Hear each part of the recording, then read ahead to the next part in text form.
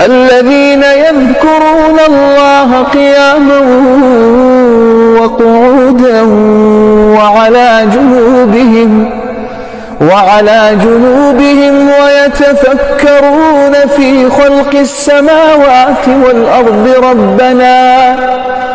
ربنا ما خلقت هذا باطلا سبحانك।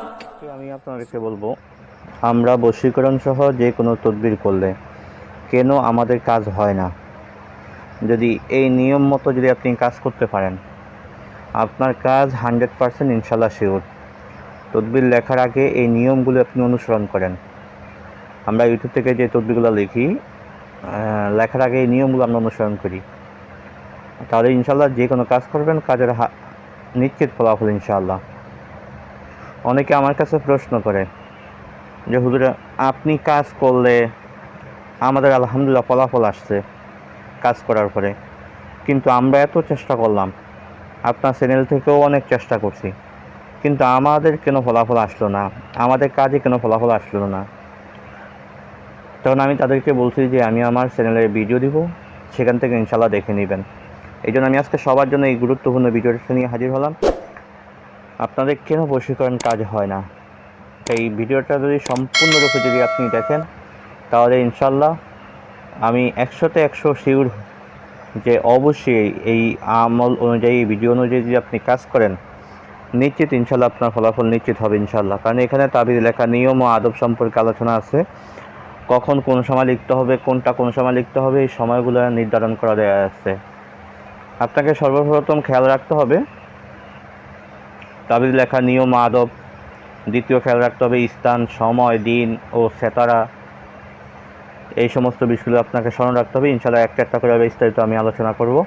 আশা করি অবশ্যই আমি সরাসরি কিতাব থেকে ইনশাআল্লাহ আলোচনা করব এবং আপনাদেরকে দেখে দেখে ইনশাআল্লাহ বলবো।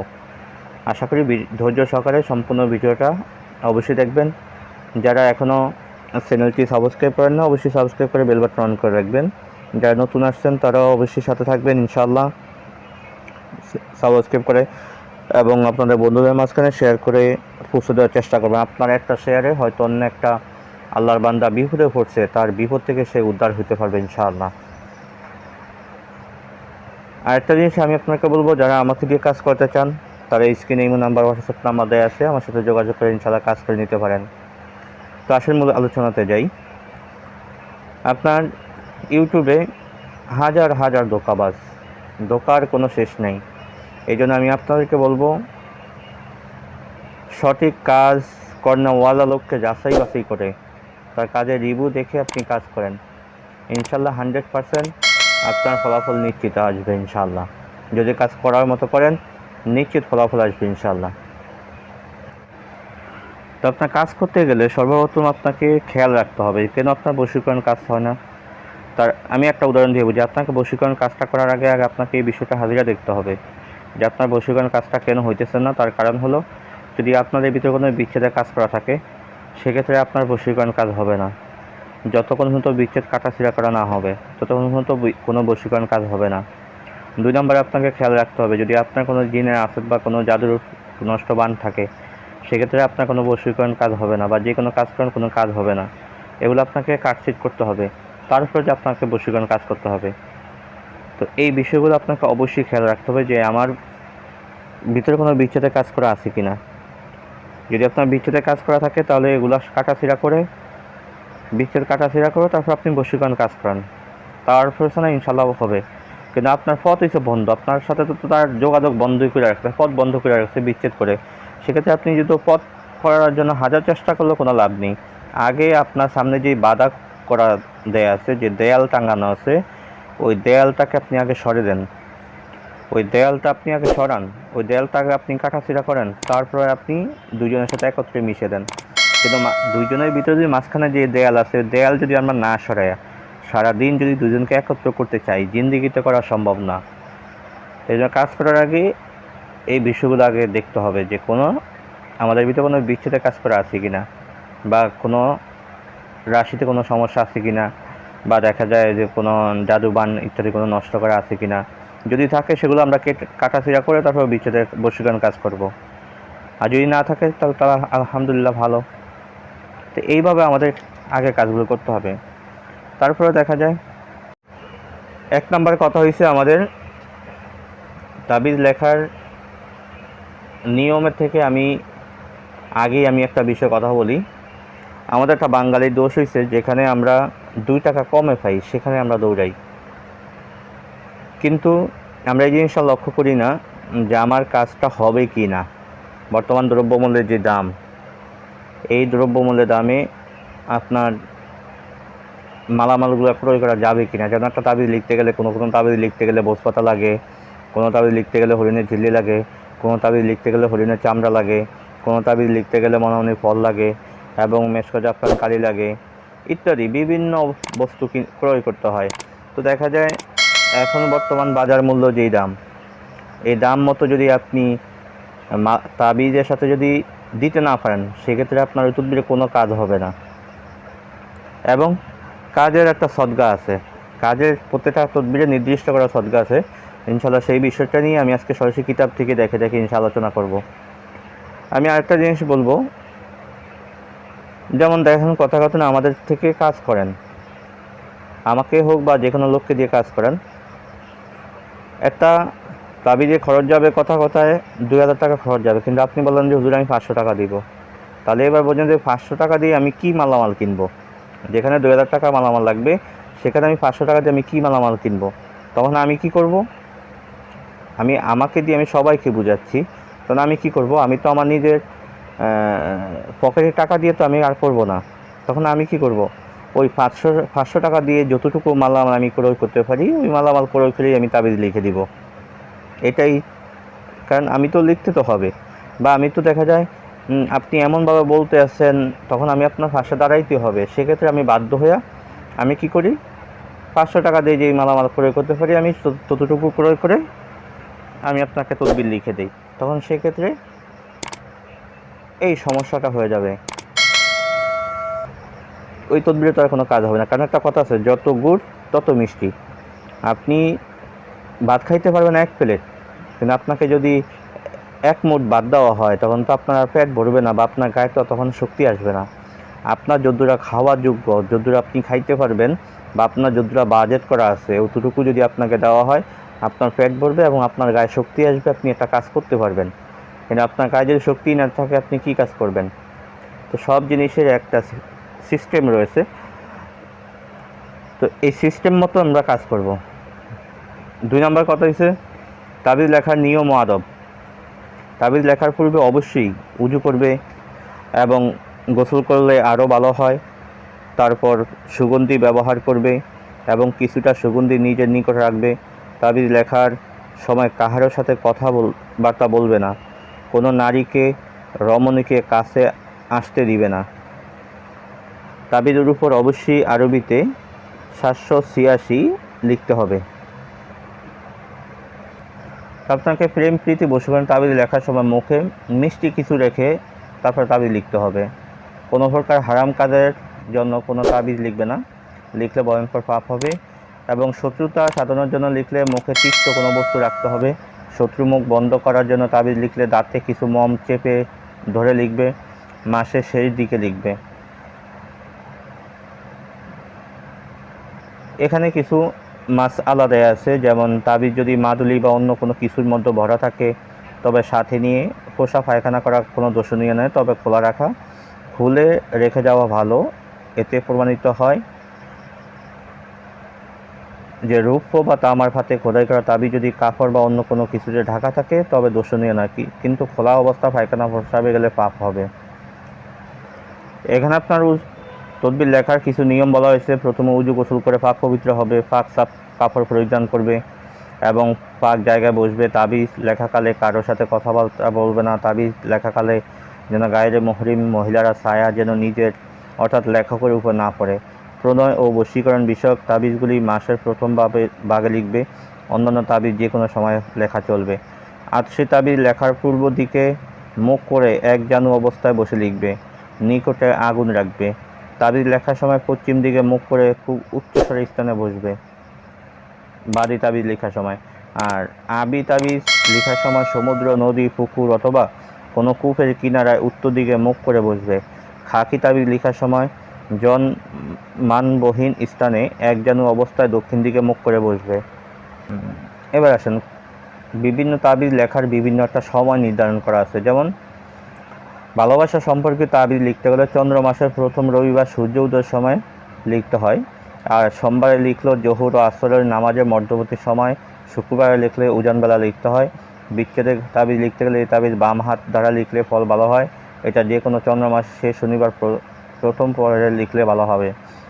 এখানে যে তাবিজগুলো দেওয়া আছে এটা যে কোনো সময় আপনি লিখতে পারেন, তবে যেই সময়গুলো লিখলে আপনার কাজটা ভালো হয় সেই সময়টা এখানে উল্লেখ করা আছে।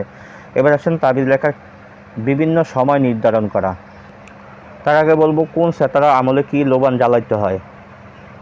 যেমন দাখিল সেতারা আমলে উদ, রাল, গুগল যে কোনো একটি লোবান জ্বালিয়ে আমল বা তদবির করতে হয়। আর মুস্তারি সেতারার আমলে আতর, আম্বর, মেশক, জাফরান যে কোনো একটি লোবান জ্বালিয়ে তাবিজ বা আমল করতে হয়। তারপর আপনার মিরিক সেতারা আমলে উদ, লং, লোবান যে কোনো একটি জ্বালিয়ে আমল শুরু করতে হয়। শাম সেতারা আমলে উদ, দুন্দুল, সাদা, লাল এবং মিঠাই যে কোনো একটি লোবান জ্বালিয়ে আমল তদবির করতে হয়। জোহর সেতারা আমলে সেহাগ, আতর, মেশক, জাফরান ইত্যাদি যে কোনো একটি লোবান জ্বালিয়ে আমল শুরু করতে হয় ইত্যাদি। এইভাবে সম্পূর্ণ তদবিরগুলো ভিন্ন ভিন্নভাবে আমল দেয়া আছে, ভিন্ন ভিন্নভাবে আপনার লোবান জ্বালাইতে হয়। তো দেখেন কোন সেতারার আমল কখন। যেমন শনিবার দিনে আপনার এখানে আপনার যখন তাবিজ লিখবেন তখন আপনি খেয়াল রাখতে হবে যে তাবিজটা কোন সেতারা আমলে লিখতে বলছে। যেমন কথায় আপনাকে জোহর সেতারা আমলে লিখতে বলছে, তাহলে আজকে কী বার? যেমন আজকে আমি যে ভিডিওটা করতেছি আজকে হচ্ছে মঙ্গলবার। আজকে মঙ্গলবারের জোহর সেতারা দিনের বেলা, মঙ্গলবার দিন জোহর সেতারা আপনাকে এই। এখন এটা কখন? 8টা থেকে 9টা, 8টা থেকে 9টা, সকাল 8টা থেকে 9টা হইছে জোহর সেতারা। এই সময় আপনাকে তদবিরটা লিখতে হবে। আর যদি আপনার মঙ্গলবার রাতে লেখেন তাহলে মঙ্গলবার রাত আপনার 6টা থেকে 7টা, বা আপনাকে তাবিজ লিখতে হবে। যেমন কথাতে তাবিজে লেখা আছে কোন সেতারা লিখবে। মুস্তারি সেতারা মনে করেন, যদি মঙ্গলবার দিন আপনি মুস্তারি সেতারা লেখেন তাহলে 12টা থেকে 1টা। আর যদি মঙ্গলবার রাত্রে যদি লেখেন তো সেক্ষেত্রে মুস্তারি সেতারা 10টা থেকে 11টা। এইভাবে নির্দিষ্টভাবে সেতারা আমল এবং তদবির লেখার নিয়ম দেয়া আছে। এখন আপনাদের কাছে আমার প্রশ্ন এইটা, আমরা যে তদবিরগুলো যখন আপনারা ইউটিউব থেকে দেখে লেখেন ওখানে কি আপনাদেরকে এটা বলে দেওয়া হয় যেটা কোন সেতারা আমল বা কখন লিখতে হবে? 1 নম্বর কথা, এটা বলে দেওয়া হয় না। 2 নম্বর কথা, যারা বলবে তারা নিজেরই জানে না, বা জানে অনেকেই ইচ্ছা করে বলে না। কারণ এগুলো ঢালাওভাবে ইউটিউবে প্রচার করাটা এটা খুবই একটা ভালো কাজ না। কারণ দেখা যায় ইউটিউবে বহুত মানুষ আছে মানুষের খারাপ করার জন্য, মানুষের ক্ষতি করার ক্ষেত্রে মানুষ এগুলো ব্যবহার করে থাকে। এই জন্য যাতে যেন এটা ক্ষতি করতে না পারে তাই অনেকে এগুলো বলে না। এবার আসেন, আপনি কাজ করলে কেন আপনার কাজ হয় না? আপনি সব কিছু মানলেন কিন্তু তারপর আপনি কাজ করলে কেন আপনার কাজ হয় না? আসেন সেই বিষয়ে আমি কিতাব থেকে সরাসরি দেখাই। যেমন একটা বশীকরণ আপনার একটা কাজ দিয়ে আমি দেখাই। একটা কাজ করার আগে একজন আমেল ব্যক্তি যিনি তাবিজ লিখবে তার কতগুলা কাজ করতে হয়, তার কাজগুলি করে তার আমলটা তার আয়ত্তে করে রাখতে হয়। যেন আমি একটা নকশা দিই, যেন আমি আমি এই নকশাটা দিয়ে আমি কাজ করব। এখন এই নকশাটা তো বাজার থেকে একটা কিতাব লেখা লইলেই কাজ করলে যে কাজ হয়ে যাবে এরকম না। এটার পিছনে অনেকটা শ্রম দিয়ে আমি কাজগুলো শিখতে হয়। যেন আপনি বাজার থেকে ডাক্তারি প্রচুর বই আছে, কিন্তু আপনি সেখান থেকে যদি ডাক্তারি বই কিনে যদি আপনি ডাক্তারি করা শুরু করে দেন তাহলে তো রোগী ভালো হবে না, বরং রোগী মারা যাওয়ার সম্ভাবনা থাকে বেশি। সেক্ষেত্রে তদবিরের একটা সিস্টেম আছে, আপনার এগুলো কাজ শিখতে হয়। কাজ না শিখে কখনো কাজ করা যায় না। তা আসেন যেমন আমি এই নকশাটা দিয়ে আমি বুঝাই। 1 নম্বরে বলা হয়েছে এই নকশা ফকির ও আলেমগণ তৈরি করেছেন, ইহা তাসির বিশিষ্ট আমেলের, ইহা পূর্ণ নিয়মে করলে কখনো কার্যকরী হতে ভুল হবে না। মাহবুব যতই সুপ্ত হৃদয় হোক না কেন এই নকশার আসলে ততক্ষণ প্রেমিক হয়ে যাবে। নারাজ বন্ধু রাজি হয়ে যাবে। অনেক বাহানা কৌশলে কাবুতে না এসে থাকলে এই নকশার সাহায্যে হাতে আসবে, ইহা জাদুর তাসির করবে। লেখকের পূর্বের আমেল গোসল করে পাক পবিত্র কাপড় পরে লিখবে। যদি নাপাক অবস্থা লিখে তবে এর তাসির হবে না, আমেলের ক্ষতি হতে পারে। এবার আমেল ব্যক্তির কাজ কি? তাবিজটাকে আয়ত্ত করার জন্য আমেল ব্যক্তির কাজ কি? আমেল ব্যক্তির কাজ হচ্ছে নকশা লেখার পদ্ধতি। চন্দ্র মাসের প্রারম্ভে সোমবার দিন ভোরে গোসল করে পশ্চিম দিকে মুখ রেখে আসন করে বসে 108 বার উপরের নকশা লিখে আটার গুলি করে মানে আটার গোল্লা করে তার মধ্যে কিছু গুড় ও চিনি মিশিয়ে নেবে। পরে এই নকশা উক্ত গুলির মধ্যে ভরে নদীতে ফেলে দিবে। 21 দিন পর্যন্ত এই আমল করবে। যখন 21 তারিখে এই কাজ শেষ করবে তখন বাড়ি এসে গোসল করবে। কারো সাথে কোনো কথা না বলে নতুন মাটির পাত্রে দুধ, চাল, চিনি, কিছু ফল ইত্যাদি নিয়ে পাক করবে। সব জিনিস সম ওজন হতে হবে। এর সাথে একটি সাদা মোরগও নিবে। এগুলি নিয়ে সেদিনই নদীর কাছে যাবে ও রাস্তায় আসতেও যেতে যেদিন হতে কাজ আরম্ভ করবে কাহারোর সাথে কথা বলবে না এবং ঘরে ফিরে দ্বিতীয়বার গোসল করবে। খাদ্যদ্রব্য নিজে কিছুই খাবে না। যখন এসব জিনিস নিয়ে নদীর কাছে যাবে তখন উচ্চ স্বরে তাকবীর বলবে ও সাদা মোরগটি জবে করবে এবং ওইসব জিনিস দ্বারা মুয়াক্কেলদের উপর ফাতেহা করবে। তারপর নকশা লিখবে। প্রথম দিন আটা গুড় একত্র করে গুলি তৈরি করে নদীতে মাছকে খেতে দিবে। একটি নকশা হেফাজতের সাথে মাটিতে দাফন করবে। যদি কেহ ইহা খেয়ে ফেলে সে পাগল হয়ে যাবে এবং আমেলের কোনো কাজ হবে না। মানে আমি কাজটা করতে যাই, যদি আমি যেগুলি নদীতে আমি ফালাইলাম বা নদীতে আমি রেখে আসলাম ওগুলো যদি অন্য কাউ খেয়ে ফেলে তাহলে আমার যে আমলের তাসিরটা হইলো ওই তাসিরটা কিন্তু নষ্ট হয়ে যাবে, ওই তাসিরটা থাকবে না। তারপর ঘরে এসে অবশিষ্ট নকশাটি সোনালি ও রক্ততম্য লাল রঙের রেশমি কাপড়ে বেঁধে নিজের বাজুতে বেঁধে রাখবে। এই তাবিজটা আপনার হাতে রাখতে হবে। আপনাকে এই আমলগুলো করার পরে আপনার এই তাবিজটা আপনার হাতে রাখতে হবে। হাতে রাখার পরে আপনি এই নকশাটা দিয়ে যত কাজ করবেন আপনার কোনো কাজ আপনার মিস হবে না ইনশাল্লাহ। দেখেন কিতাবে লেখা আছে, কিন্তু খেয়াল রাখতে হবে যেন গোসলের সময় ভিজে না যায় বা নাফাক অবস্থা লিখবে না, না যায় যে মহব্বতের জন্য লিখবে না। আর যদি এত তাড়াতাড়ি না, এখানে লেখা আছে লিখবে নকশা লেখার সময় বাজুতে বাঁধার সময় মাহবুবের খেয়াল করতে হবে, তাহলে মাহবুব বহু দূরে থাকলেও ততক্ষণে উপস্থিত হবে। আর যদি এত তাড়াতাড়ি না আসতে পারে তবে আসার সংবাদ পাওয়া যাবে। আর যদি না আসে তবে সেখানেই তার হৃদকম্ব আরম্ভ হবে। ইয়া লেখকের পরীক্ষিত একটা কাজ। তো আপনার এই কাজটা করতে গেলে আপনাকে কতগুলো কাজ আপনাকে আগে হাসিল করতে হবে। তো এটাই হচ্ছে আপনার মূল কাজ, এটাই আপনার মূল কাজ। এই যে আপনি কাজ করলে কেন কাজ হয় না, তার কারণ আপনার আমল তো আপনার হাসিল করা নাই। আপনি ইউটিউব থেকে দেখছেন, দেখে আপনি লিখলে আমল করলেন, এটা তো হবে না। আপনার এই প্রত্যেকটা তাবিজের সাথে মুয়াক্কেল নিযুক্ত করা থাকে। এই মুয়াক্কেলদেরকে আপনার আয়ত্ত করে রাখতে হবে, যাতে যেন আপনি যেই কথাটা বলবেন মুয়াক্কেলের কথাটা শুনবে। আপনি একটা তাবিজ কাজ করলেন, ওদেরকে দায়িত্ব দিয়ে দিলেন, ওরা এই কাজটা করবে। এইভাবে একটা করে আপনার প্রত্যেকটা তাবিজের মুয়াক্কেলদেরকে আপনার আয়ত্ত করে রাখতে হবে। এটাকেই বলা হয় তাবিজের মূল যেই বিষয়টা। একজন কবিরাজ কাজ শেখার মূল বিষয় সেইটা। এই কাজটা শিখতেই আমার দীর্ঘ 10 বছর সময় লাগবে। আপনাকেও এভাবে সময় দিয়ে কাজ শিখতে হবে। কাজ শেখা হলে তারপরে আপনি যে কাজ করেন দেখেন তো তারপর আপনার কাজ হয় কিনা। 100 তে 100 কাজ হবে, গুললে মিস হবে ইনশাল্লাহ, কাজ মিস হবে না। তবে আপনাকে কাজ করার সময় যতটুকু প্রয়োজনীয় জিনিসপত্র দেওয়া প্রয়োজন অতটুকু আপনাকে দিয়ে কাজ করতে হবে। এবং কাজের একটা সদগা আছে, আপনাকে এই সদগাটা নির্দিষ্টভাবে আদায় করে নিতে হবে, নচেত আপনার জন্য ক্ষতিকারক হয়ে দাঁড়াবে।